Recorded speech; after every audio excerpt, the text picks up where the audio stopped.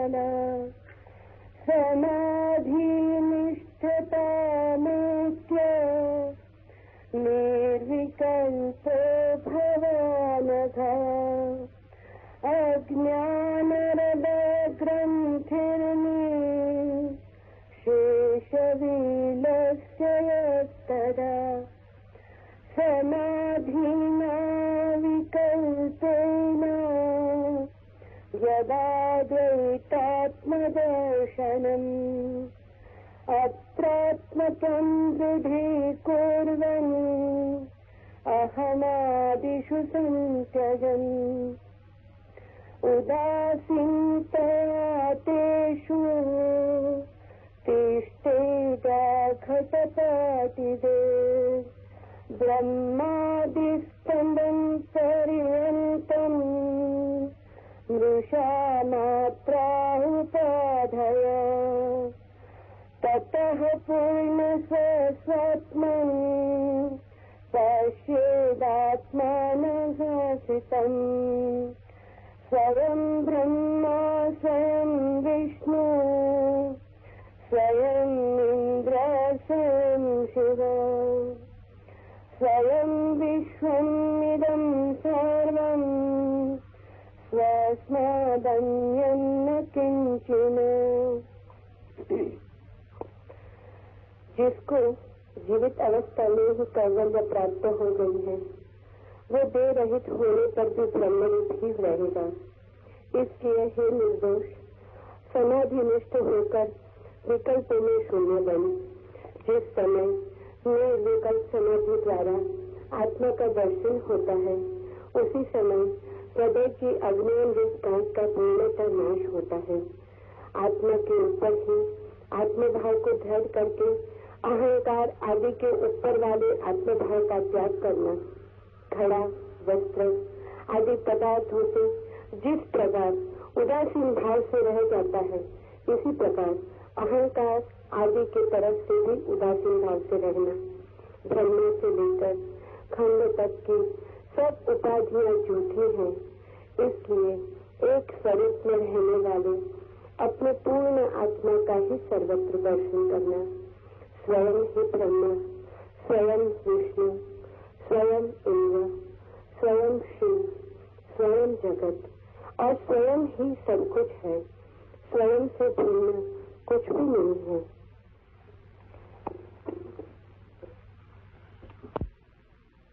जो भी पाने योग्य है वो जीवन में ही पाया जा सकता है, लेकिन बहुत लोग मृत्यु के पार की प्रतीक्षा करते रहते हैं। बहुत लोग सोचते हैं कि देह में, जीवन में, संसार में रहकर कैसे पाया जा सकता है सत्य को, ब्रह्म को, मुक्ति को। लेकिन जो जीवन में नहीं पाया जा सकता वो कभी भी नहीं पाया जा सकता। जीवन तो एक अवसर है पाने का, चाहे पत्थर जुटाने में समाप्त कर दे और चाहे परमात्मा को पाने में। जीवन तो बिल्कुल तटस्थ अवसर है। जीवन आपसे कहता नहीं क्या पाए, कंकड़ पत्थर बीने, व्यर्थ की चीजें संग्रहित करें, अहंकार को बढ़ाने में, अहंकार को फुलाने में समाप्त कर दें, तो जीवन रोकेगा नहीं कि मत करो ऐसा। और चाहे तो सत्य को, स्वयं को, जीवन की जो आत्यंतिक गहराई है उसको पाने में लगा दें, तो भी जीवन बाधा नहीं डालेगा कि मत करें ऐसा। जीवन सिर्फ अवसर है तटस्थ, जो भी उपयोग करना चाहे कर ले। लेकिन बहुत लोगों ने अपने को धोखा देने का इंसान कर रखा है। वो सोचते हैं जीवन तो है संसार के लिए, ऐसे विभाजन उन्होंने बना लिए।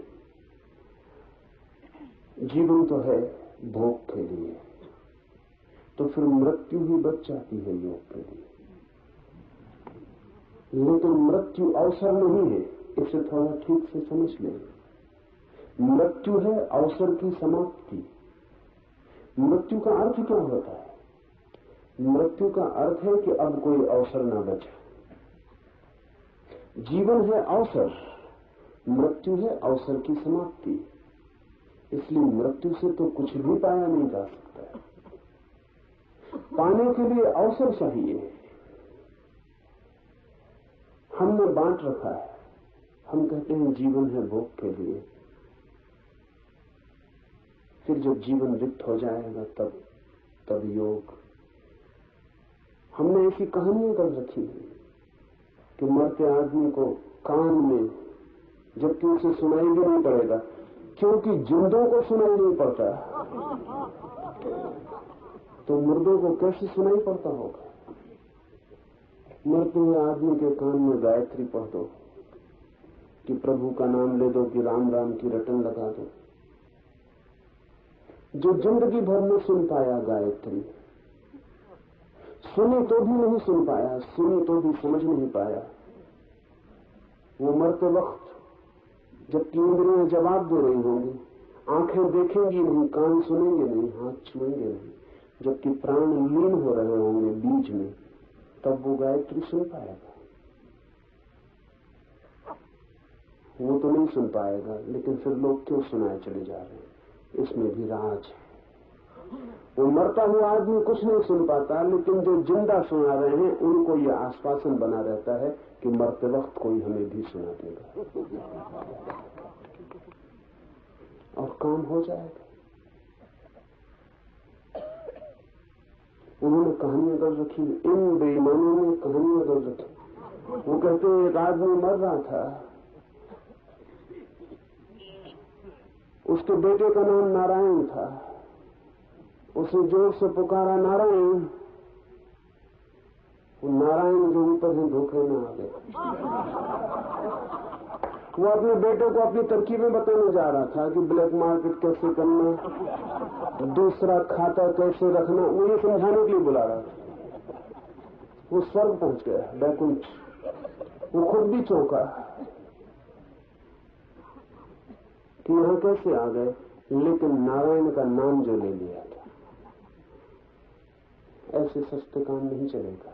और जो नारायण ऐसे धोखे में आता हो, समझना वो भी धोखे का ही नारायण हो। जीवन में धोखे नहीं चलते।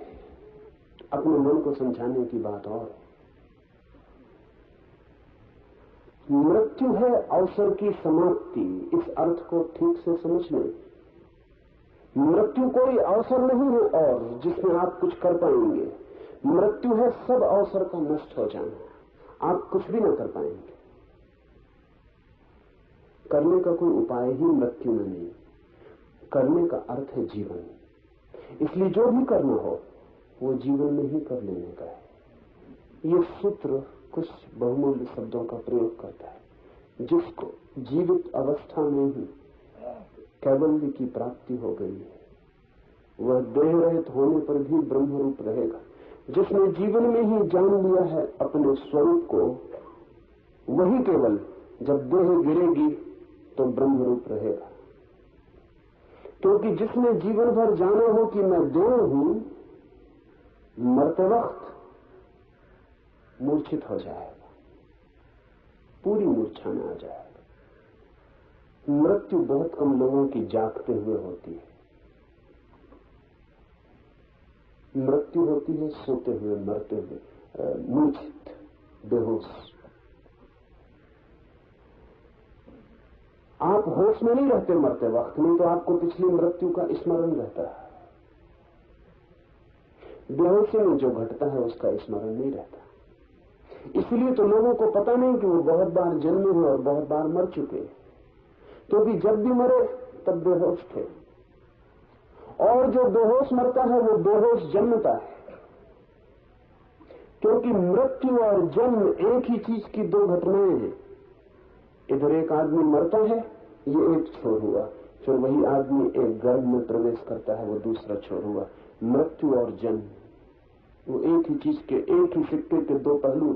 जो बेहोश मरता है वो बेहोश जन्मता है।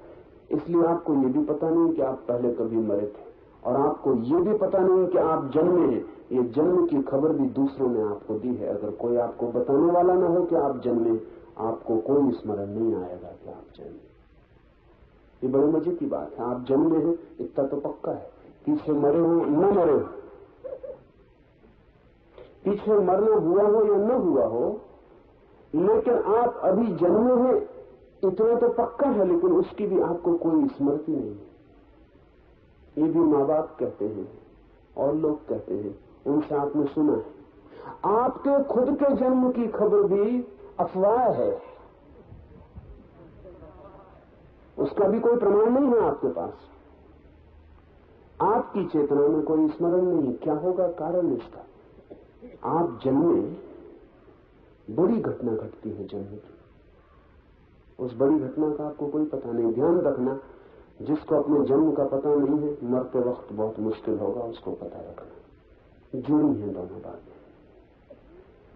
मृत्यु घटी है बहुत बार, लेकिन आप बेहोश मरे।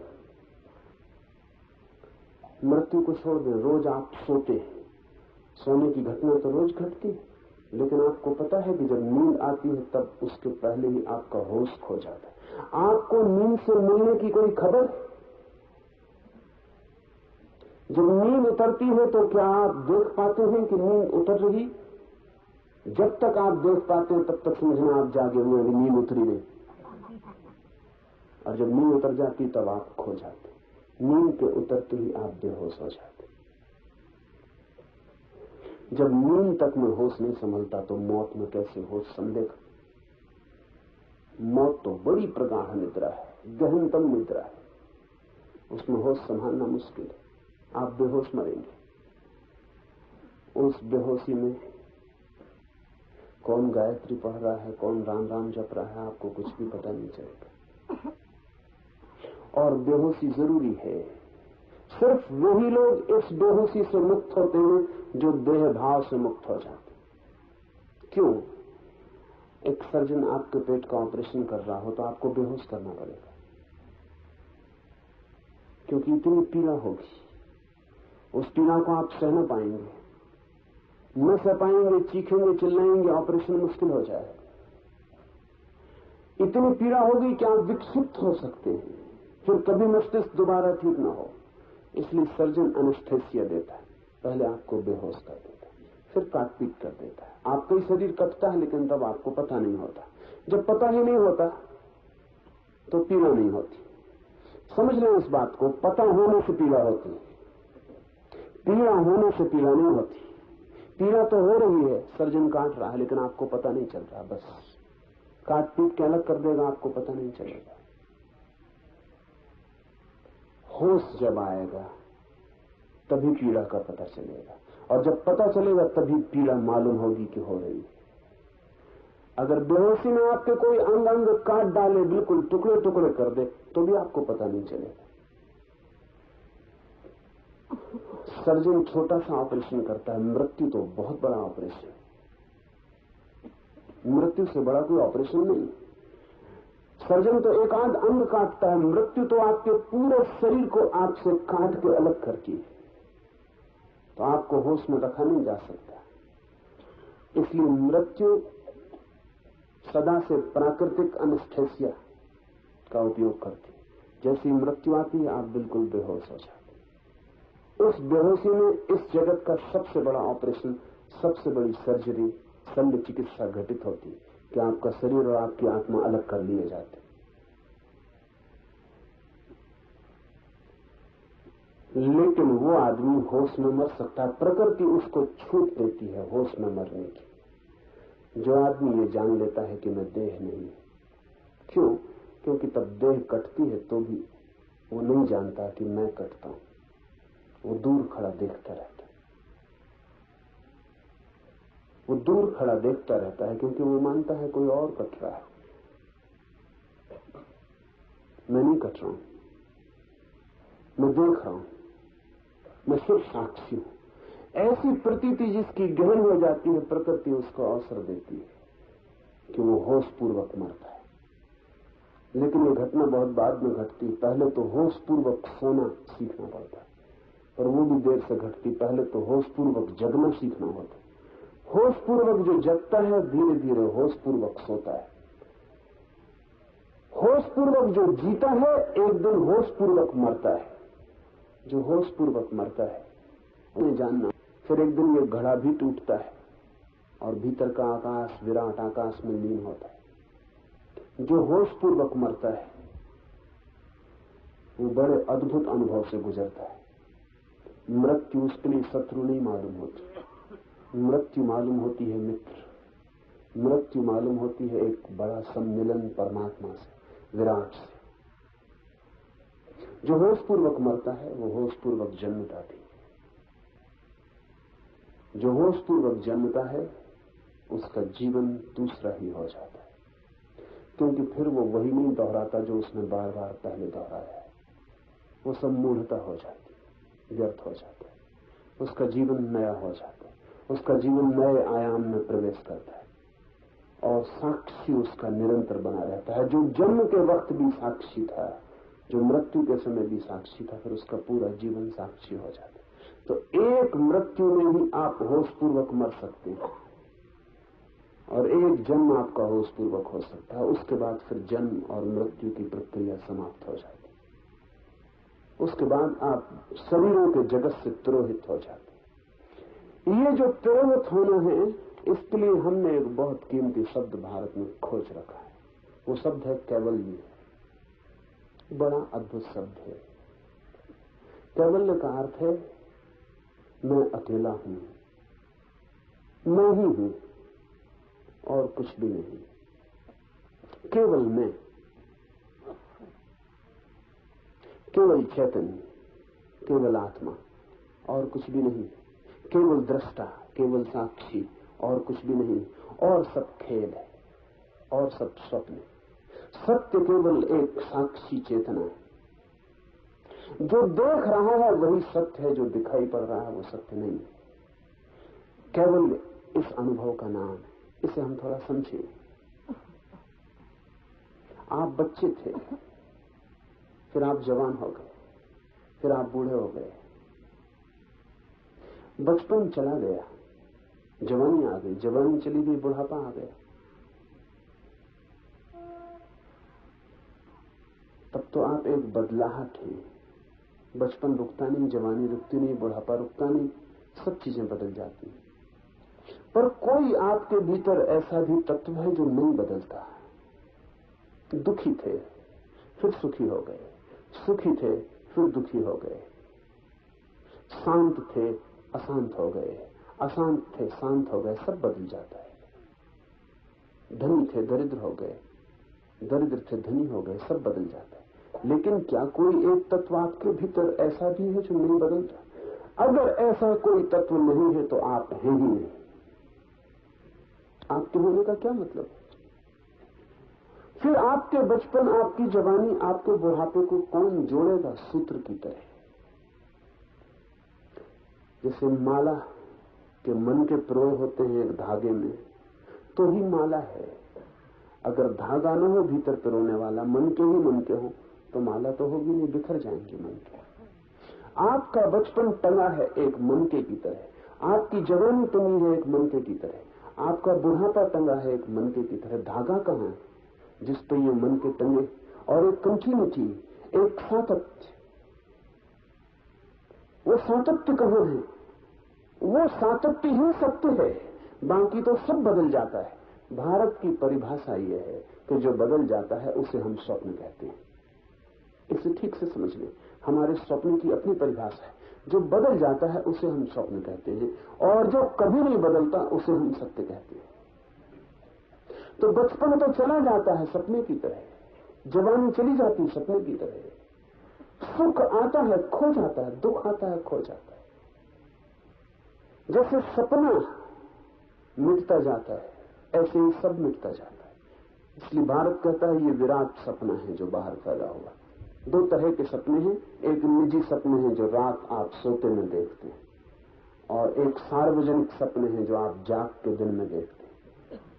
उनमें कोई फर्क नहीं है क्योंकि दोनों बदल जाते हैं। रात का सपना सुबह झूठ हो जाता है, जिंदगी का सपना मौत में झूठ हो जाता है। एक घड़ी आती है जो देखा था वो व्यर्थ हो जाता है। तब सत्य है कुछ या नहीं, लेकिन स्वप्न के होने के लिए भी सत्य का आधार चाहिए। परिवर्तन के लिए भी कोई आधार चाहिए जो बदलता ना हो, नहीं तो परिवर्तन भी असंभव है। वो आधार कहां है हमारे भीतर? ऋषि का सूत्र कहता है साक्षी भाव आधार है। बचपन को देखा आपने, बचपन बदल गया, लेकिन देखने वाला जो आपके भीतर है वो नहीं बदलता। फिर जवानी आई, जवानी देखी आपने, फिर जवानी भी चली गई, लेकिन जिसने देखी वो नहीं बदलता। उसी ने बचपन देखा, उसी ने जवानी देखी, उसी ने बुढ़ापा देखा, उसी ने जन्म देखा, उसी ने मृत्यु देखी, उसी ने सुख, उसी ने दुख, उसी ने सफलता, उसी ने असफलता। सब बदलता जाता है, सिर्फ एक जो देखता रहता है, सबका अनुभव करता रहता है, वो भर नहीं बदलता। उस सूत्र को ही हम आत्मा कहते हैं, वही सत्य है। इस एक को न बदलने वाले को जान लेना कैवल्य है। जिस दिन कोई व्यक्ति इन सपनों से अपने को हटाकर, इस धागे मनकों से हटाकर इस धागे के साथ अपने को जान लेता है कि मैं ये धागा हूं, ये सतत चैतन्य, ये सतत साक्षी भाव, यही मैं हूं, बस ये चैतन्य ही मैं हूं, ऐसी प्रतीति जब सदन अनुभव बन जाती है, विचार नहीं अनुभव, शब्द नहीं प्रतीति, ऐसा जब भासने लगता है तो उसे हम कहते हैं वो व्यक्ति कैवल्य को उपलब्ध हो गया। उसने उस एक को जान लिया जो जानने योग्य है, उसने उस एक को पा लिया जो पाने योग्य है, और उस एक को पाकर वो सब पा लेता है, और हम उस एक को खोकर सब खो देते हैं। सपनों को पकड़ते हैं, पकड़ भी नहीं पाते कि सपने खो जाते हैं, मुट्ठी खाली रह जाती। रात देखा कि संध्याट हो गए, सुबह उठ के पाते हैं कि मुट्ठी खाली है। जिंदगी में देखा ये हो गए वो हो गए, मरते वक्त पता चलता है मुट्ठी खाली। पकड़ा था जिन्हें, मुट्ठी बांधी थी जिनके ऊपर, वे ऐसे ही खो गए जैसे कोई हवा को मुट्ठी में बांधे, मुट्ठी बंध जाती है, हवा खो जाती। सब सपना सिद्ध होता है। ध्यान रखें, सपने से हमारा मतलब ही इतना है कि जहां जहां परिवर्तन है, जहां जहां बदलाव है, वहां वहां सत्य नहीं है। जो सदा अपरिवर्तित एक रूप है, वो क्या है? इस जगत में खोजते रहे, कहीं भी वो एक रूप रहने वाला सत्य नहीं मिलेगा। अपने में खोजेंगे तभी दृष्टा भाव में मिलेगी वो सूत्रबद्धता, वो सातत्य जो एक है। इसे कहा कैवल्य। उस एक को जान लेना देह रहने पर ही, तो फिर देह के गिरते ही ब्रह्मरूप अनुभव होता है। हे निर्दोष, इसलिए समाधिनिष्ठ होकर विकल्पों से शून्य बन। कैसे जान पाएंगे हम उस एक को? प्रक्रिया है विकल्पों से शून्य बन। ये विकल्प शब्द भी समझ लेने जैसा है। विकल्प का मतलब है जिन जिन चीजों का विपरीत होता है वे विकल्प है। जैसे सुख, तो उसका विपरीत होता है दुख। अगर आप सुख चाहते हो तो दुख मिलेगा, वो आपको झेलना ही पड़ेगा। वो कीमत है जो सुख पाने के लिए चुकानी पड़ती है। अगर आप चाहते हैं प्रेम तो घृणा झेलनी पड़ेगी, वो कीमत है। अगर आप चाहते हैं सफलता तो असफलता आपके हाथ आएगी, वो सफलता की छाया है, उसी के साथ आ जाती है। विकल्प का अर्थ है द्वंद्व का जगत, जहां हर चीज दो है और एक को चाहो तो दूसरे में फंस जाना पड़ता है। जिसने एक को चाहा वो दूसरे में उलझेगा ही, बचने का कोई उपाय नहीं है। बचने का एक ही उपाय है कि दोनों को छोड़ दो। विकल्प शून्य बन जाए, उसका अर्थ है जहां जहां द्वंद्व है वहां वहां चुनाव मत कर, चुनाव छोड़ दे। इसे थोड़ा समझ लें, क्योंकि ये गहरे ले जाने वाली बात है। जहां जहां दो हो सकते, जहां जहां अगर आप शांति चाहते हैं तो आप अशांति में फंसते रहेंगे। बड़ा कठिन लगेगा ये मामला, क्योंकि सुख दुख का समझ में आ जाता है, सफलता असफलता मान अपमान का समझ में आ जाता है, शांति और अशांति भी मामला वही है, द्वंद्व का। इतना ही नहीं, अगर आप मुक्ति चाहते हैं तो आप बंधन में पड़ते रहेंगे, क्योंकि द्वंद्व तो वही है। विकल्प तो बन जाता है, विपरीत खड़ा हुआ है सामने, तो जो आदमी कहता है कि मुझे मुक्ति चाहिए वो फंस जाएगा। मुक्ति तो मिलती है उसको जो द्वंद्व में चुनाव नहीं करता। शांति मिलती है उसको जो द्वंद्व में चुनाव नहीं करता, जो मानता नहीं कि मुझे शांति चाहिए, जो कहता शांति हो कि अशांति, मुझे दोनों में कोई चुनाव नहीं करना, वो आदमी शांत हो जाता है। प्रेम का फूल खिलता है उसके जीवन में, जो प्रेम को घृणा के विपरीत चुनता नहीं, जो कहता है न मुझे प्रेम न मुझे घृणा, मैं दोनों के प्रति उदासीन, दोनों मुझे क्षमा कर दें, मैं दोनों में नहीं पड़ना चाहता, उसके जीवन में प्रेम का फूल खिलता है। जहां जहां द्वंद्व है, जहां जहां विकल्प है, जहां जहां चुनाव की सुविधा है, वहां चुनना मत। पर हम सदा चुनते हैं और हमें कभी ख्याल नहीं आता कि जो हम चुनते हैं वही हमारा उलझाव है। जब आप चुनते हैं सुख, तब आपको ख्याल में भी नहीं है कि आपने दुख चुन लिया। दुख आ गया, दुख ने भी आपके द्वार से प्रवेश कर लिया। क्यों? प्रक्रिया समझ लें। मैं चाहता हूं सुख मिले, कई बातें घट गई इस चाह में। एक तो कि मैं दुखी हूं, सिर्फ दुखी ही सुख को चाहता है। सुखी सुख को क्यों चाहेगा? हम वही मांगते हैं जो हमारे पास नहीं है। जो हमारे पास है उसे हम कभी नहीं मांगते। इसलिए तो दुख को कोई भी नहीं मांगता, क्योंकि दुख सबके पास है। सुख को लोग मांगते हैं क्योंकि उनके पास नहीं है। तो जिस दिन आप कहते हैं सुख चाहिए, उस दिन एक बात तो आपने ये बता दी कि आप दुखी। दूसरी बात, जो भी सुख आप मांग रहे हैं, अगर वो न मिला तो और घने दुख में उतर जाएंगे। मिलने की कोई गारंटी नहीं, और अगर मिला तो भी दुख में उतर जाएंगे, क्योंकि मिलकर पता चलेगा कि सोचे थे कितने कितने सपने सुख के मिलने से पूरे होंगे, वो कोई पूरे नहीं होते। सब सुख दूरी में दिखाई पड़ता है, पास आने पर खो जाता है।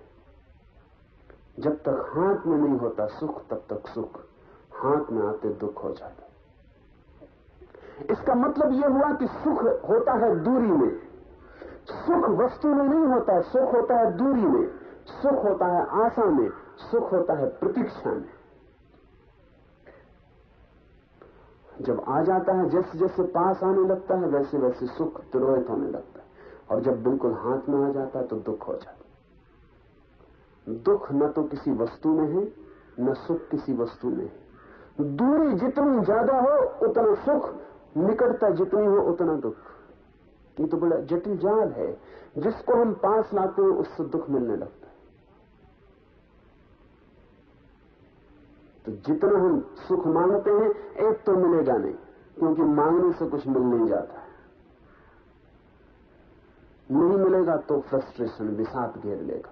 मिल जाएगा तो विफलता हाथ लगेगी और रिक्तता घेर लेगी कि व्यर्थ गई मेहनत, कुछ पाया नहीं, दौड़े धूपे श्रम उठाया और जो मिला वो ये है। जो इतना चमकदार मालूम पड़ता था दूर से, जो ढोल बहुत सुहावने मालूम पड़ते थे, वे पास आके साधारण ढोल साबित हो गए। जो चुनेगा वो उलझ जाएगा संसार में। संसार है चुनाव। मोक्ष है अचुनाव, चुनना ही मत। सुख आए तो सुख से राजी हो जाना और दुख आए तो दुख से राजी हो जाना, लेकिन भीतर चुनाव मत करना कि मैं ये चाहता हूं। अपनी मांग इस जगत के सामने जो नहीं रखता वो जगत से मुक्त हो जाता है। इसे थोड़ा ठीक गहरे में जाने दें। इस जगत से जो कुछ भी नहीं मांगता, ये जगत उसे फंसा नहीं सकता। इस जगत से कुछ भी मांगा कि आप फंस गए। जो आप मांगते हैं वो मिल जाए तो भी फंस गए, न मिले तो भी फंस गए। मांगते ही फंस गए, मिलने न मिलने से कोई संबंध नहीं। मछलियों को पकड़ने वाले लोग मछुए कांटे में आटा लगा के पानी में डाल रखते। इनसे सिर्फ वही मछली बचेगी जो मुंह खोलेगी नहीं। जिस मछली ने मुंह खोला वो फंसी। सभी मछलियां आटे के लिए मुंह खोलती, कोई मछली इतनी ना समझ नहीं कि कांटे के लिए मुंह खोलती। सभी मछलियां आटे के लिए मुंह खोलती। मछुआ भी इसलिए कांटे में आटा लगा के डाल के बैठा हुआ। मछली फंसती है आटे के कारण। सभी लोग सुख चाहते हैं और दुख का कांटा सुख में से निकल आता। सभी लोग सम्मान चाहते हैं और सम्मान में से ही अपमान का कांटा निकल आता है। और सभी लोग शांति चाहते हैं और शांति ही अशांति बन जाती। उस मछली का ख्याल करें जो इस आटे और इस कांटे में से चुनाव ही नहीं करती, जो उदासीन इस आटे के पास से तैरती हुई चली जाती। इसको पकड़ना असंभव है। ऐसी मछली की तरह हो जाएं इस जगत में कि जिसका कोई चुनाव नहीं, जो चुनती नहीं, जो मांग नहीं करती। फिर आपके ऊपर कोई बंधन हो नहीं सकता, आप पकड़े नहीं जा सकते। संन्यास्त होने का अर्थ है विकल्प में चुनाव छोड़ देना। इसलिए ध्यान रखना, संन्यास संसार के विपरीत विकल्प नहीं है। और जिन लोगों ने संसार का अर्थ संसार के विपरीत बना रखा है वो संसार में ही उलझे रहेंगे। लोग हैं ऐसे, वो कहते हैं कि संन्यास जो है वो संसार के विपरीत है। हम तो संसार में हैं, हम कैसे सन्यासी हो जाएं? हम तो तब सन्यासी होंगे जब हम संसार छोड़ेंगे। उनका सन्यास भी द्वंद्व है। संसार और सन्यास उनके लिए दो पहलू हैं, विरोधी। वो कहते हैं अगर हम संसार चुनेंगे तो सन्यास कैसे चुने, अगर हम सन्यास चुनेंगे तो हम संसार कैसे चुने। अगर सन्यास का अर्थ द्वंद्व है तो सन्यास का अर्थ ही खो गया। सन्यास का अर्थ ही है निर्द्वंद हो जाना। हम चुनते ही नहीं, जो हो जाता है उसे स्वीकार कर लेते हैं, जो नहीं होता उसकी हम मांग नहीं करते। ऐसी भाव दशा सन्यास है। तब आप कहीं भी सन्यासी हो सकते हैं। तब सन्यास भाव दशा है, तब विकल्प नहीं। ये सूत्र कहता है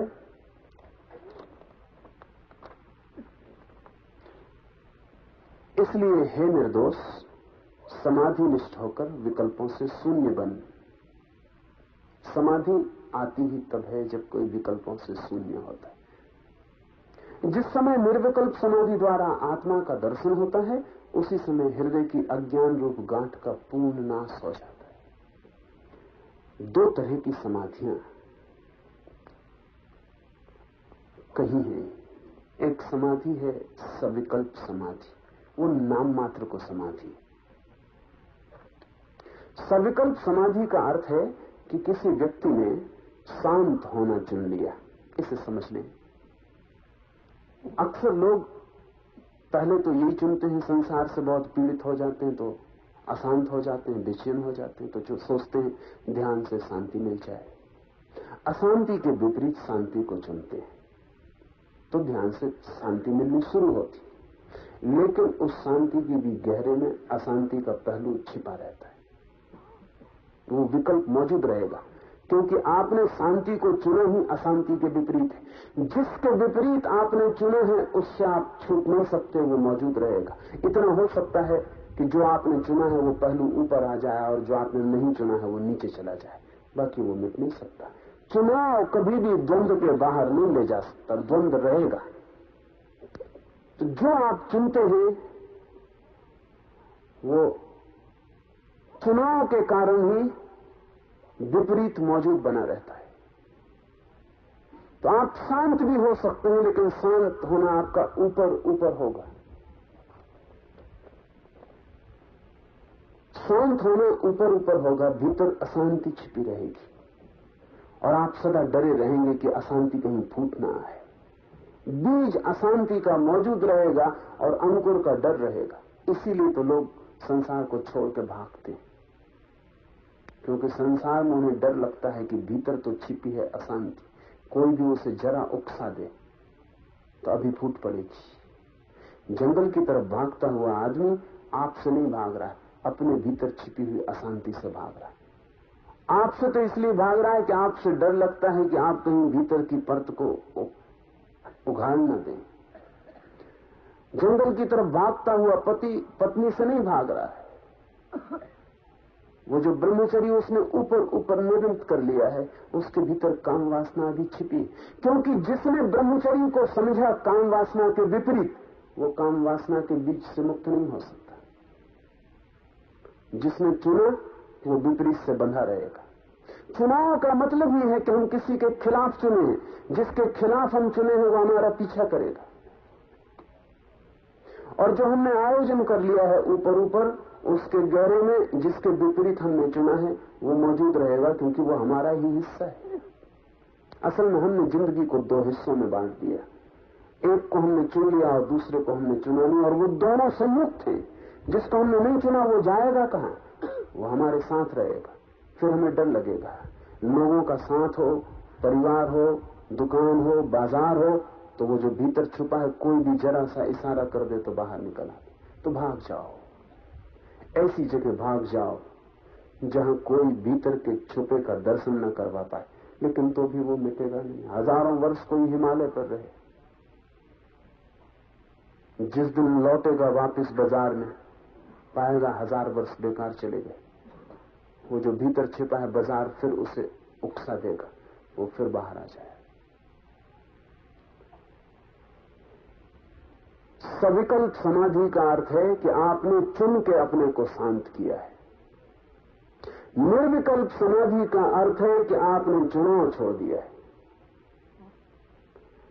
निर्विकल्प समाधि ही समाधि है, मैं दो हिस्से नहीं करता। सविकल्प समाधि तो समाधि का धोखा है। लेकिन आदमी पहले सविकल्प समाधि की तरफ आता है। संसार से पीड़ित होकर संन्यास को चुनता है, स्वाभाविक है। संसार से पीड़ित होकर संन्यास को चुनता है। ये तो दूसरी बात तो तब घटेगी जब संन्यास से भी पीड़ित हो जाएगा, और तब देखेगा कि संसार भी एक संसार है और संन्यास भी एक संसार है। और जब अनुभव करेगा कि संसार और संन्यास विपरीत की तरह एक ही स्वर के दो हिस्से, उस दिन वास्तविक संन्यास घटित होगा। उस दिन वो चुनेगा ही नहीं, उस दिन वो चुनाव छोड़ देगा। उस दिन वो समझेगा कि चुनाव में ही संसार है, इसलिए अब मैं चुनता नहीं। अब जो हो जाता है उसे स्वीकार कर लेता हूं, जो नहीं होता उसकी अपेक्षा नहीं करता हूं। अब मैं राजी हूं, अस्तित्व जैसा रखे वैसा ही राजी हूं। अब मेरा अपना कोई स्वर नहीं है अस्तित्व के विपरीत। अब दुख आए तो मैं मानता हूं यही है, यही होना चाहिए जो हो रहा है। सुख आए तो मैं मानता हूं यही है जो होना चाहिए, वही हो रहा है। अब मैं अपने को अलग रख के नहीं कहता कि ऐसा होना चाहिए। अब मेरी कोई अपेक्षा, कोई मांग, कोई दावा नहीं है। मैंने दावा छोड़ दिया। जिस दिन कोई दावा छोड़ देता है उस दिन निर्विकल्प समाधि घटित होती। उस दिन फिर आपको इस जगत में कोई बंधन नहीं रह जाता। अगर ये सारा जगत भी जंजीरें बन जाए और आपके अंग अंग पर सारा जगत कस जाए ऑक्टोपस की तरह, तो भी आपको कोई बंधन नहीं होता, क्योंकि आप उसको भी स्वीकार कर लेते कि ठीक है यही है। जब कोई मेरे हाथ में जंजीर डाल दे तो ध्यान रखना, जंजीर डालने वाले की तरफ से जंजीर नहीं हो सकती। मैं उसे जंजीर मानता हूं तभी जंजीर हो सकती है। मेरी मान्यता में निर्भर करेगा सब कुछ। और मैं हाथ बढ़ा देता हूं और कह देता हूं कि जंजीर डाल दो। बड़ा मजा हुआ। रामकृष्ण के जीवन में बड़ी प्यारी घटना है। रामकृष्ण बचपन से ही ईश्वर की तरफ दौड़े हुए चित्त के व्यक्ति थे। मंदिर के सामने से निकलते थे तो फिर उनका घर पहुंचना मुश्किल हो जाता, वहीं नाचने लगते, वहीं लेट जाते, सीढ़ियों पर पड़े रहते। कोई राम का नाम ले दे तो भाव में आ जाते। तो घर के लोग जानते थे कि ये लड़का संसार में नहीं जाएगा। कोई आशा नहीं थी, लेकिन फिर भी माँ बाप का फर्ज था। तो जब उम्र हुई तो उन्होंने पूछा कि राम, उनका नाम था गजाधर, शादी करोगे? सोचा था रामकृष्ण इनकार कर देंगे। रामकृष्ण बहुत प्रफुल्लित हो गए। उन्होंने कहा, शादी कैसी होती? जरूर करेंगे। घर के लोगों को भी सदमा हुआ कि सोचा था कि ये सन्यासी वृत्ति का है, शादी नहीं करेगा, ये क्या हुआ? फिर लड़की की तलाश हुई, फिर लड़की खोजी गई। लड़की बहुत छोटी थी, कोई 8-10 साल का अंतर था दोनों की उम्र में। रामकृष्ण लड़की को देखने गए, उनके साथ ही परिवार के और लोग गए। रामकृष्ण की मां ने एक 3 रुपए रामकृष्ण के खीसे में रख दिए कि कोई जरूरत पड़े, खर्च इत्यादि। पास ही गांव था ऐसे। रामकृष्ण सज धज के जैसा सजा धजा दिया पहुंच गए। लड़की बहुत प्यारी थी। रामकृष्ण ने वो 3 रुपए उसके पैर में रख के उसके पैर छू लिए। तो सब मुश्किल में पड़ गए और सबने कहा कि पागल, ये तेरी पत्नी होने वाली,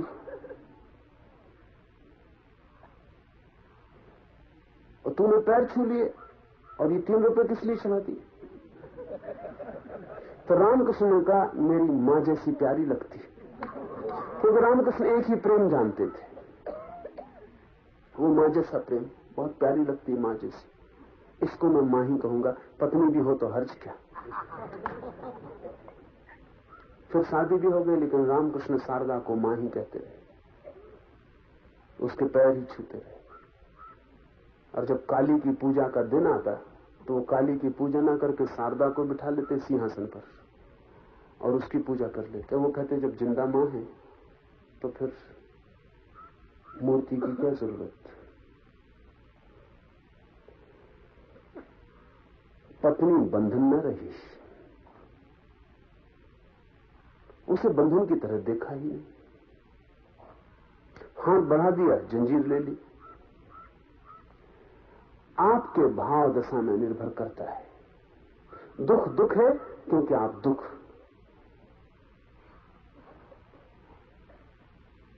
को नहीं चाहते और सुख को चाहते हैं, इसलिए दुख है। दुख इसलिए है कि उसके विपरीत को आप चाहते हैं, नहीं तो क्या दुख है? विपरीत की मांग में छिपा है दुख।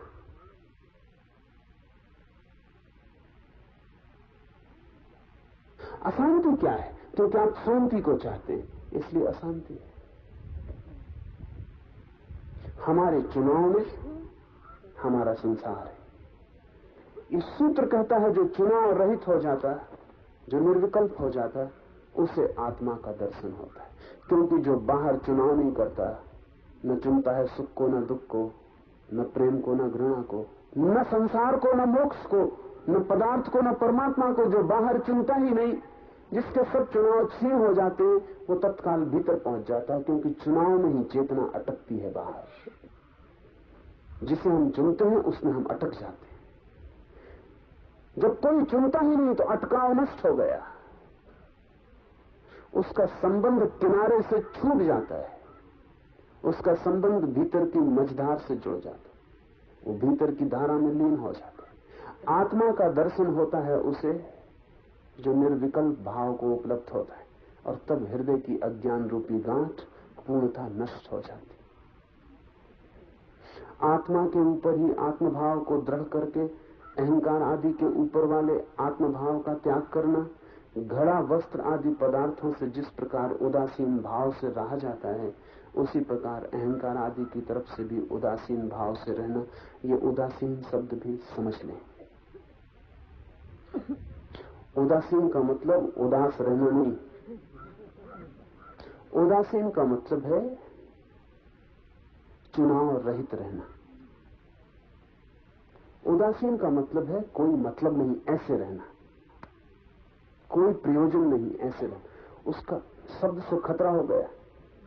उदासीन साधुओं का संप्रदाय वो थोप के उदास बने रहते हैं, क्योंकि वो समझते हैं उदास होने में उदासीनता है।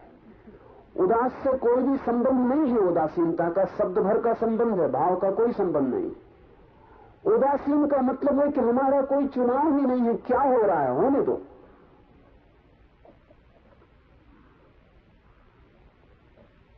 उदासी नहीं, उदासीनता, इनडिफरेंस, उपेक्षा। ठीक है, जो हो जाए ठीक है। जिससे घर में कोई रहता है, उदाहरण लिया है इस सूत्र में कि घर में वस्त्र हैं, घड़ा है, सामान है, बर्तन है, आप निकलते चले जाते हैं। घड़ा पड़ा है, कोई उस पर विशेष ध्यान देने की जरूरत नहीं पड़ती। कपड़े टंगे हैं, घर में टंगे हैं, आप उनके बीच से गुजर जाते हैं।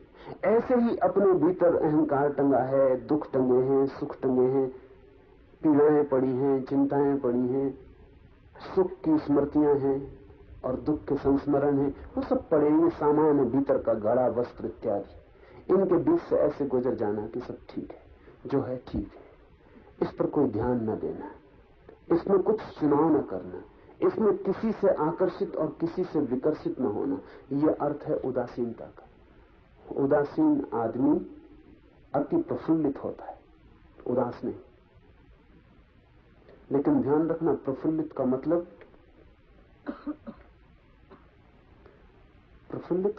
यह होता है कि अब कोई भी चीज उसे परेशान नहीं करती, इसलिए भीतर का फूल खिलना शुरू हो जाता है। अब कोई चीज उसको हैरान नहीं करती, इसलिए भीतर वो आनंद में रहता है। उदासी थोप ली अगर आपने जबरदस्ती अपने ऊपर, तो आप प्रफुल्लित न हो पाएंगे। उदासीन होना, इसी तरह देखना, प्रयोग करके रास्ते से गुजर रहे हैं, प्रयोग करके देखना कि 5 मिनट बिल्कुल उदासीन होकर गुजरूं रास्ते से, तब कौन सा मकान सुंदर है, कौन सा नहीं है, बराबर है। तो कौन सा आदमी पास से गुजरा, वो अमीर था कि गरीब था, प्रतिष्ठित था कि अप्रतिष्ठित था, नेता था कि चोर था, कोई भी था, कोई प्रयोजन नहीं। तब कोई सुंदर स्त्री गुजरी, कोई सुंदर पुरुष गुजरा, कोई सुंदर कपड़े दिखाई पड़े, कोई प्रयोजन नहीं। 5 मिनट रास्ते से ऐसे गुजरना जैसे रास्ता खाली है और जंगल से गुजर रहे हैं, वहां कुछ है ही नहीं। इसकी कोशिश करके देखना, सिर्फ तटस्थ, तत्काल आप पाएंगे कि रास्ता व्यर्थ हो गया। उसकी सार्थकता आपके भीतर लगाव में थी।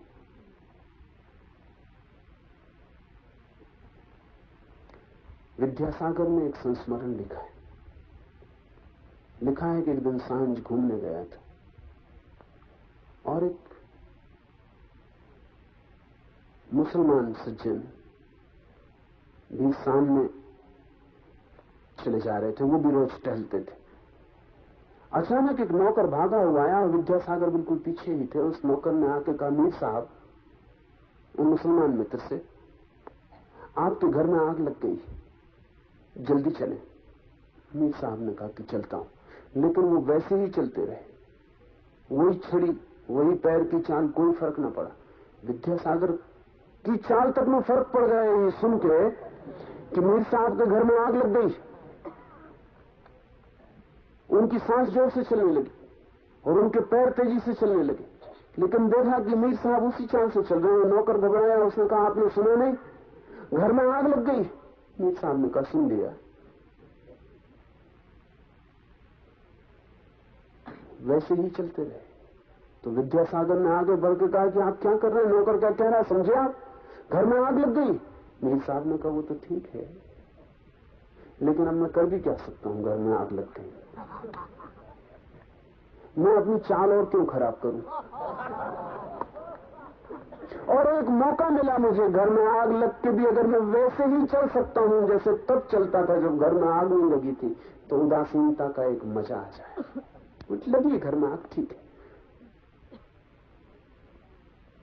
मैं वैसे ही चल रहा हूं जैसे तब चल रहा था जब घर में आग नहीं लगी थी। इस चाल में जो जरा सा भी मैं फर्क करूं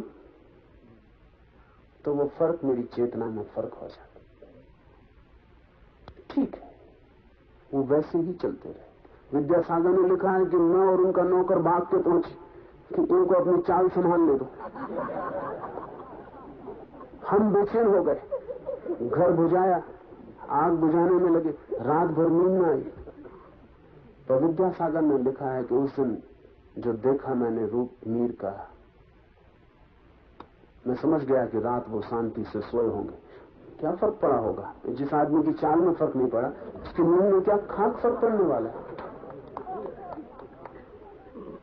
उदासीनता का अर्थ है एक तटस्थ वृत्ति, जो हो रहा है ठीक है, स्वीकार है, एक तथाता, उसमें कहीं कोई चुनाव नहीं। घर में आग लग गई इससे बेचैनी नहीं होती है, समझ लें। घर में आग नहीं लगनी चाहिए थी, ये हमारी जो अपेक्षा है उससे बेचैनी होती। मेरा घर नहीं जलना चाहिए था,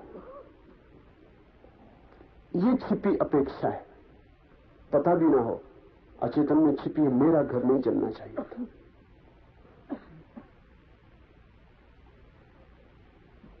तो घर जल गया तो वो भीतर की अपेक्षा टूटी, उससे चाल डगमगा जाती, उससे चेतना डगमगा जाती।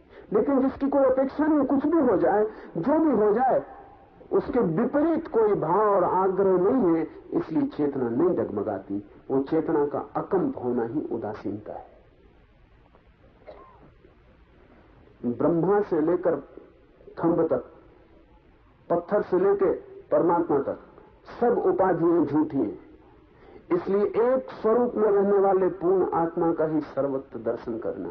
सब पद झूठे हैं, सब उपाधियां झूठी हैं, सब प्रतिष्ठाएं झूठी हैं, सब बनावटी हैं। चाहे सड़क के किनारे पड़ा हुआ पत्थर हो और चाहे आकाश में हमारा बिठाया हुआ परमात्मा हो, सब व्यर्थ है। एक उसका ही ध्यान रखना जो झूठा नहीं है, एक उस साक्षी भाव में ही लीन रहना। तो पत्थर भी अगर आप हो जाओ तो भी उसी साक्षी भाव में लीन रहना, और अगर ब्रह्मा भी बने दिए जाओ तो भी उसी साक्षी भाव में लीन रहना। तो फिर पत्थर और ब्रह्मा होने में कोई चुनाव नहीं लगेगा, क्योंकि वो साक्षी भाव एक ही है। गरीब है तो साक्षी भाव में लीन रहना, अमीर हो जाए तो साक्षी भाव में लीन रहना। तो फिर गरीबी अमीरी कोई फर्क नहीं लाएगी, क्योंकि वो भीतर एक ही धारा साक्षी भाव की बहती रहेगी। सब उपाधियां व्यर्थ हैं, जो बाहर से उपलब्ध होता है वो सब व्यर्थ है, और भीतर से जो उपलब्ध होता है वही सार्थक है। लेकिन भीतर से सिवाय साक्षी चैतन्य के और कुछ भी उपलब्ध नहीं होता है। हर हाल में, हर स्थिति में इस भीतर की आत्मा का ही दर्शन करते रहना। स्वयं ही ब्रह्मा, स्वयं विष्णु, स्वयं इंद्र, स्वयं शिव, स्वयं जगत, और स्वयं ही यह सब कुछ है, स्वयं से भिन्न कुछ भी नहीं। वही कैवल्य का भाव जो इस चैतन्य को अनुभव करता है, जो इस साक्षी को जान लेता है, उसके लिए फिर दूसरा मिट जाता है। फिर दी अदर, वो दूसरा नहीं है, फिर मैं ही हूं, फिर मेरा ही फैलाव है। क्योंकि जिस दिन मैं अपनी चेतना को जानता हूं, उसी दिन मैं ये भी जान लेता हूं कि आपकी चेतना मुझसे भिन्न नहीं है। जब तक मैं अपने शरीर को जानता हूं तब तक आप मुझसे भिन्न हैं, क्योंकि मेरा शरीर अलग है, आपका शरीर अलग है। ऐसा समझे कि एक दिया जल रहा है, मिट्टी का दिया है, एक और दिया जल रहा है चांदी का दिया है, और एक और दिया जल रहा है जो सोने का दिया है। ये तीनों दिए अगर अपने मिट्टी, चांदी, सोने की देह पर ध्यान करें तो तीनों अलग अलग हैं, और तीनों समझेंगे कि तू मिट्टी का दिया, क्या मुझसे होड़ कर रहा है, मैं चांदी का दिया। और सोने का दिया कहेगा कि क्या बातचीत है लगा रखी, मैं सोने का दिया। लेकिन ये तीनों दियों में से एक भी दिया अगर ज्योति का अनुभव कर ले कि मैं ज्योति हूं, वो जो दिए में ज्योति जल रही, ज्योति का अनुभव होते ही क्या ये ज्योति का अनुभव करने वाला दिया मिट्टी के दिए से कह सकेगा कि तू मुझसे अलग, क्योंकि अब वो इसकी भी ज्योति ही देख पाएगा। अब वो दो व्यर्थ हो गई जो चांदी सोने मिट्टी की है, अब तो वो ज्योति ही सार्थक रह गई जो न चांदी है न सोना है न मिट्टी है, सिर्फ ज्योति है। ये दिया इन तीनों में से एक भी दिया ये अनुभव कर ले कि मैं ज्योति हूं, उसके लिए सारे जगत के दिए उसके साथ एक हो गए। अब जहां भी ज्योति है वही मैं हूं। हम जब तक शरीर को देखते हैं तब तक हम अलग अलग हैं, और जब हम भीतर के साक्षी को देख लेते हैं जो हमारी शाश्वत ज्योति है, तब हम एक और अभिन्न हो जाते हैं। फिर वो जो पक्षी उड़ रहा है वृक्ष के पास, उसके भीतर जो छिपा साक्षी है वो भी मैं हूं, और वो जो ब्रह्मा है जो जगत को बनाता है और जगत का नियंता है, उसके भीतर जो साक्षी छिपा है वो भी मैं हूं। फिर जो रास्ते पर भीख मांग रहा है वो भी मैं ही हूं, और वो जो सिंहासन पर विराजमान सम्राट है वो भी मैं ही हूं। एक बार भीतर की ज्योति का अनुभव शुरू हो जाए तो आकृतियां व्यर्थ हो जाती हैं, तो देह पदार्थ अर्थहीन हो जाता है, फिर ज्योति ही सार्थक हो जाती है। और एक बड़े मजे की बात है कि चाहे दिया मिट्टी का और चाहे सोने का, ज्योति में कोई फर्क नहीं पड़ता है। क्या मिट्टी के दिए की ज्योति मिट्टी की हो जाती, क्या सोने के दिए की ज्योति सोने की हो जाती? कोई भेद नहीं पड़ता, ज्योति ज्योति ही रहती, ज्योति एक सी ही रहती। ज्योति के होने में कोई भी अंतर नहीं आता। देह के कारण किसी की ज्योति में कोई अंतर नहीं आया। अज्ञानी से अज्ञानी के भीतर भी वही ज्योति जल रही है जो बुद्ध के भीतर जलती है, पर बुद्ध को इसका पता है और अज्ञानी को इसका पता नहीं। और पता में क्या फर्क है? बुद्ध ने दिए का ऊपरी रूप की फिक्र छोड़ दी और भीतरी ज्योति का पता लगा लिया, और अज्ञानी अभी ऊपरी रूप मिट्टी सोने चांदी की देह से गिरा है और ज्योति की खोज नहीं कर पाया। लेकिन ज्योति मौजूद है। मैं ही हूं सब में फैला हुआ, ऐसी प्रतीति का नाम अध्यात्म। दो तीन जरूरी सूचनाएं। पहले दिन मैंने आपसे कहा प्रसन्न रहे, प्रफुल्लित रहे, आनंदित रहे, हंसते रहे, जितना हंस सके, अकारण भी तो हंसते रहे। लेकिन एक बात मैंने जान के छोड़ दी थी, जान के मैंने ये सूचना आपको नहीं दी थी कि जब मैं यहां बोल रहा हूं तब आप अकारण ना हंसे, लेकिन वो मैंने जान के छोड़ दी थी। मैं पता लगाना चाहता था कि दो चार बुद्धिमान जरूर आए होंगे, वो जब मैं बोल रहा हूं तब भी हंसेंगे, और उनकी हंसी के कारण वो खुद भी समझने से वंचित रह जाएंगे जो मैं कह रहा हूं, और दूसरों को भी बाधा देंगे। और मेरा अनुमान गलत नहीं निकला। वो दो चार बुद्धिमान मौजूद हैं, उनमें एक दो तो पंजाब से मैं सुनता था कि पंजाब में कुछ बुद्धि लोगों के पास ज्यादा होती, मगर मैंने इस पर कभी भरोसा नहीं किया था, अब भी भरोसा नहीं करता। हालांकि वो दो पंजाबी मित्र पूरी कोशिश कर रहे हैं भरोसा दिलवाने की, वो तो ठीक है, लेकिन ये मैंने कभी नहीं सोचा था कि उनके सत्संग में दो चार गुजराती भी ऐसा करेंगे। गुजरातियों से ज्यादा बुद्धि की आशा नहीं थी। मगर वो पंजाबियों से होड़ ले रहे हैं।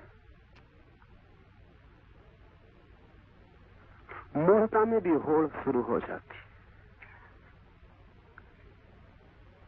और ध्यान रखें, अति पर चला जाना सदा आसान है, मध्य में रुकने का सवाल है।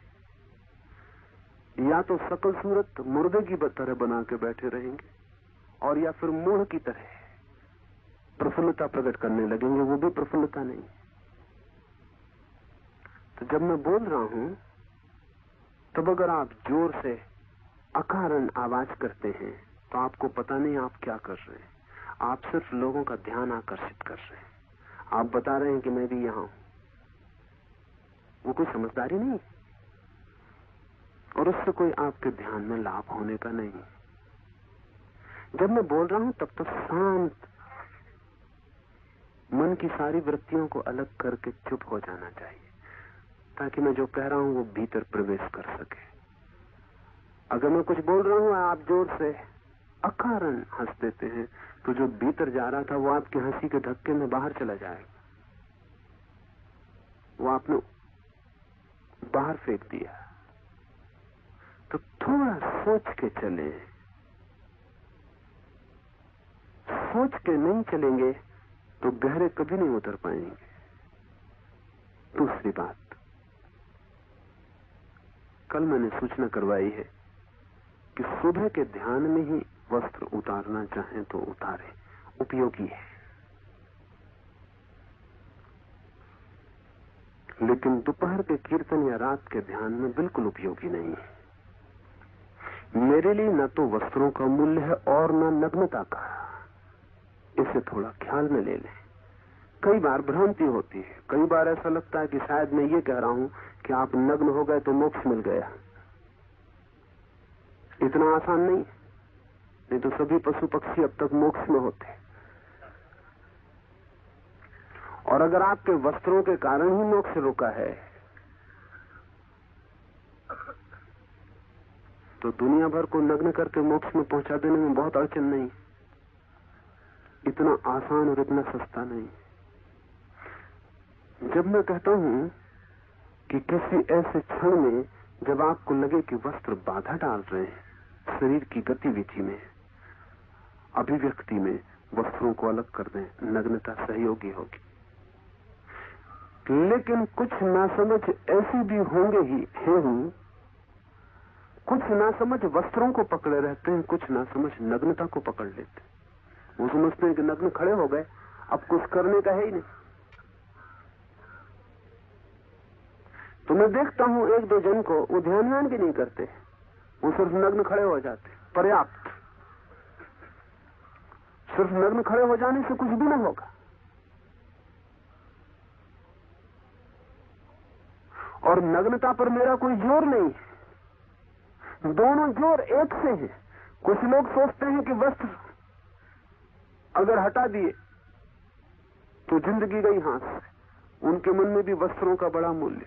और कुछ लोग सोचते हैं वस्त्र हटा दिए तो सब कुछ मिल गया। उनके मन में भी वस्त्रों का बहुत मूल्य। ये दोनों एक से हैं। कपड़ों से ढके हुए लोग और नग्न साधु एक से हैं। उनकी बुद्धि एक सी है, उसमें कोई बहुत अंतर नहीं।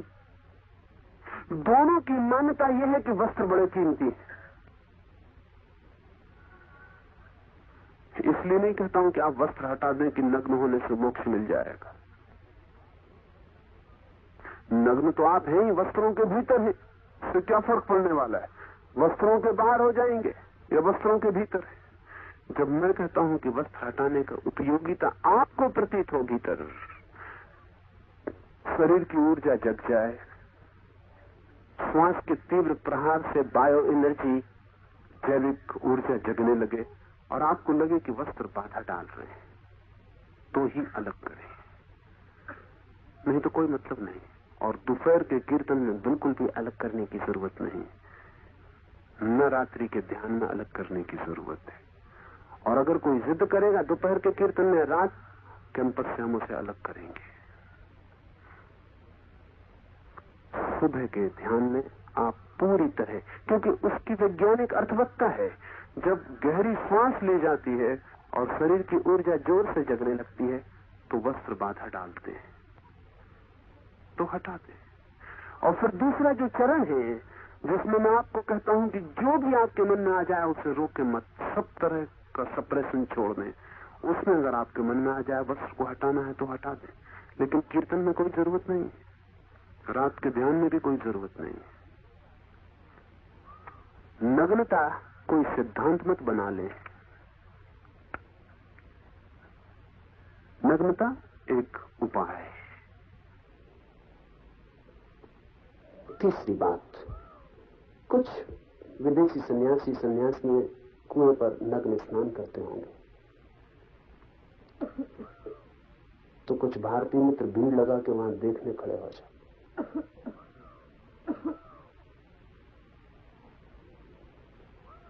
ऐसी नासमझी ना करें। नहाना हो तो नग्न होकर आप भी नहा लें, लेकिन कोई दूसरा नग्न होकर नहा रहा, उसे देखने आप जाते हैं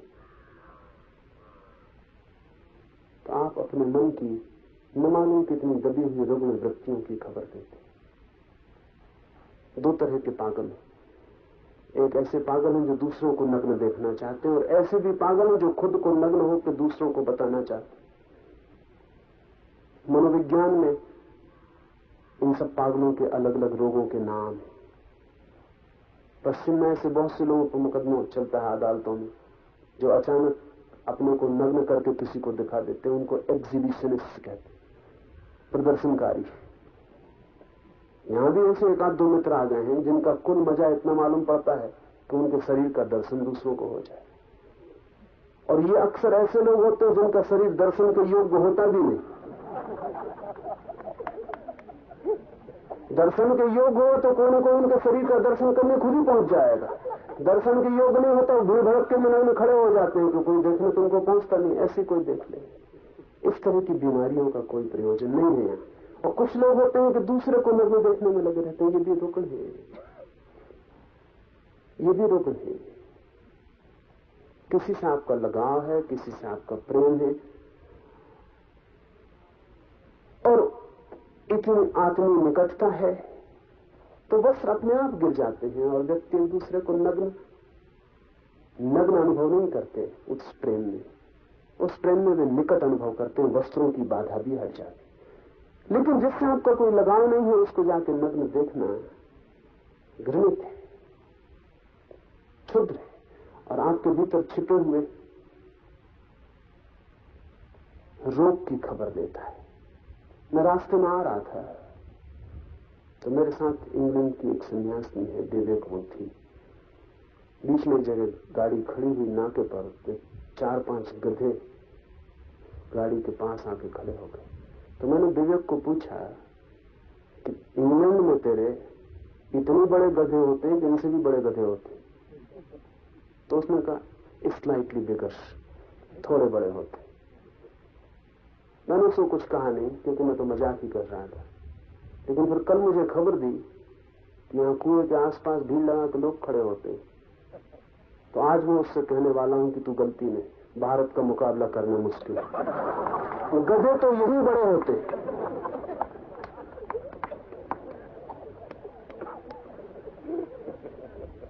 चौथी बात, जब 30 मिनट ध्यान के प्रयोग के बाद मैं कहता हूं चुप हो जाएं, मौन हो जाएं, तब भी अगर आप चुप और मौन नहीं हो पाते तो आप ध्यान नहीं कर रहे हैं, आप हिस्टीरिया में। इस फर्क को थोड़ा समझ लें। जब मैं कहता हूं 10 मिनट तीव्र श्वास लें तो आपको मालिक होना चाहिए। जब मैं कहता हूं 10 मिनट पागल हो जाए तो आपको मालिक होना चाहिए पागलपन का भी। आप पागल हो रहे हैं, पागलपन आपको नहीं आ रहा है। आप अपनी निजता से अपने भीतर जो है उसे उलीझ कर बाहर फेंक रहे हैं। और जब मैं कहता हूं आप 10 मिनट हु का हुंकार करें तो आप कर रहे हैं, ये हुंकार आपको ना पकड़ ले, तो आप गुलाम हो गए। और फिर जब मैं कहता हूं स्टॉप कंप्लीटली, रुक जाए बिल्कुल, तो जो आदमी नहीं रुकता वो हिस्टेरिक है। उसका मतलब ये कि उसके बस में नहीं है मामला, वो रुक नहीं पा रहा, वो चिल्लाए चला जा रहा, रोए चला जा रहा। मतलब रोना ऊपर हावी हो गया, ये नहीं चलेगा। वो आदमी रुक है, वो ध्यान नहीं कर रहा है। ध्यान का मतलब है आपकी मालिकियत स्थापित करनी है। और अगर मालिकियत स्थापित नहीं होती तो हिस्टीरिया में और ध्यान में फिर कोई फर्क नहीं रह जाएगा। तो जब मैं कहता हूं रुक जाए, तब तो क्षण रुक जाना है। उसमें एक क्षण की भी देरी खबर दे रही है कि आप मालिकियत खो दिए और जो आप कर रहे थे वो मालिक हो गए। चिल्ला रहे थे तो चिल्लाने ने आपको पकड़ लिया, अब आप छोड़ नहीं पा रहे। अगर चिल्लाना आपको पकड़ लो, आप न छोड़ पाए, तो फिर आप शांति में प्रवेश न कर सकेंगे। मालिकियत शांति में ले जाती। तो दो चार लोग हैं कि मैं कहता रहता हूं चुप हो जाए, वो चुप ही नहीं होते। वो सोचते हैं कि ध्यान इतना लग गया है कि अब चुप कैसे हो, ध्यान नहीं लगा है। और आज अगर ऐसा किया तो निकाल उन्हें बाहर करेंगे, क्योंकि उनके इलाज की जरूरत है, उनको ध्यान की जरूरत नहीं। और जब 30 मिनट के बाद आप सोचते हैं कि अब खांसी आ रही, फला हो रहा, इस भूल में मत पड़े। खांसी इन्फेक्शियस बीमारी। एक आदमी खांस देता है, 10-5 मूड उसका अनुगमन करते हैं। उसकी खांसी भला वास्तविक रही हो, ये 10-5 अनुगमन करते हैं, क्योंकि कल रात आपने देखा खांसी भी रुक गई। वो कैसे रुकी? जब मैंने कहा खांसी भी नहीं, तो वो कैसे रुकी? वो झूठी थी। खांसी भी नहीं चलने देंगे। और जरा प्रयोग करके देखें, 10 मिनट में प्राण नहीं निकल जाएंगे। आपको पता नहीं कि मन कितनी तरकीबें करता है। मन कहता बड़ी खांसी आ रही, खांस लो, वो उसने दिल में डाल दिया। आप खांस लिए, आप सोचे क्या करें, खांसी तो मजबूरी थी। ये मजबूरी नहीं थी। आप ख्याल करते हैं मैं 2 घंटे बोलता हूं तब आपको एक दफा खांसी नहीं आती, और जब 10 मिनट आपको चुप रहने को कहता हूं तो एकदम खांसी आने लगती। अगर खांसी ही आनी चाहिए तो उसी अनुपात में चलनी चाहिए पूरे वक्त, वो नहीं चलती। सिनेमा में बैठे 3 घंटे खांसी नहीं आएगी। क्या हो क्या जाता? मंदिर में गए एकदम खांसी शुरू। ये मंदिर में कोई खांसी के कीटाणु बैठे हुए? खांसी सिनेमा गृह में चले समझ में आ सकता है, क्योंकि वहां कीटाणु है काफी। मंदिर में चलती है जहां बिल्कुल सब स्वच्छ सफाई है। कारण मानसिक है। ये खांसी शारीरिक नहीं है जो आपको आती है, ये मानसिक है। इसको रोके, बिल्कुल रोके। 10 मिनट में क्या होगा? ज्यादा से ज्यादा प्राण ही निकल जाएंगे ना। किसी के निकलते कभी सुन नहीं गए कि 10 मिनट खांसी रोक ली तो उनके प्राण निकल गए। 10 मिनट खांसने से भला निकल गए हो, खांसी रोकने से कभी नहीं निकले। कृपा करें, बिल्कुल रोक दें, बिल्कुल मुर्दा हो जाए। जब मैं कहता हूं स्टॉप, रुकें, तो रुक जाएं, बिल्कुल जड़ हो जाएंगे। तो काम व्यर्थ हो जाता, वो शक्ति जगती है, उसको भीतर काम करने का मौका नहीं मिल पाता। खांसी वांसी में निकाल के अपने घर वापस लौट गए। फिर मेरे पास आके कहते हैं कि कुछ हुआ नहीं। खांसो, इतना भी क्या कुछ कम हो रहा है? मेरे पास आते हैं कि ध्यान नहीं हुआ, और मैं जानता हूं कि वो खांस रहे थे पूरे वक्त, ध्यान भी क्या करे। थोड़ा मालिकियत स्थापित करिए। जब मैं कहता हूं चुप, तो यहां ऐसा सन्नाटा हो जाना चाहिए कि यहां कोई भी नहीं, मिट गए, तो ही परिणाम होगा।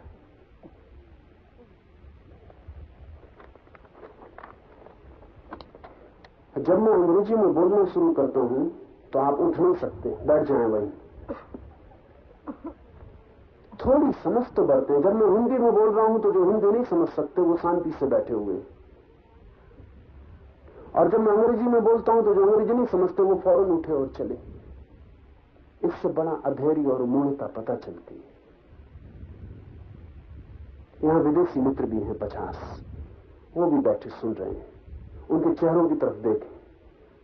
जब मैं हिंदी में बोल रहा हूं तब जरा उनके चेहरों की तरफ देखें। आपके चेहरे से भी ज्यादा समझते हुए उनके चेहरे मालूम पड़ते हैं। क्यों? समझ में बिल्कुल नहीं गए, लेकिन इतना धैर्य कि हम नहीं समझ पा रहे हैं तो भी कोई काम की बात कही जा रही है, तो मौन से उसे सुन तो ले। समझ ना पाएंगे, लेकिन ये घंटे भर का मौन तो उपयोगी हो जाएगा। समझ ना पाएंगे तो भी घंटे भर का ये धैर्य भी तो ध्यान दे। लेकिन अगर मैं अंग्रेजी में बोलना शुरू करता हूं कि बस आप उठे, उसका मतलब है कि न धैर्य है, न थोड़ा शांत बैठने की प्रतीक्षा है, न दूसरों के बाबत कि दूसरों को बाधा पड़ेगी इसकी कोई चिंता है।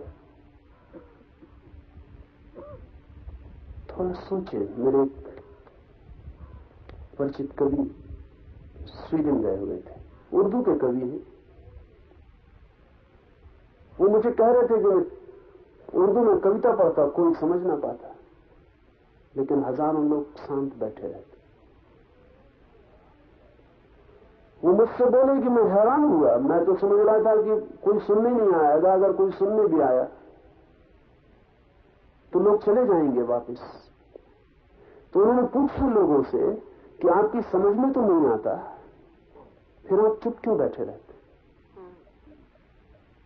तो उन्होंने कहा समझ में तो हमें नहीं आता है, लेकिन जब आप इतने भाव से गाते तब आपकी आंखें, आपका हाथ, आपकी मुद्रा वो हमारी समझ में आती कि जरूर कोई काम की और गहरी बात कही जा रही। तो इतने शिष्य तो हम हैं कि आपकी इस भाव में अवस्था में हम बाधा न डालें।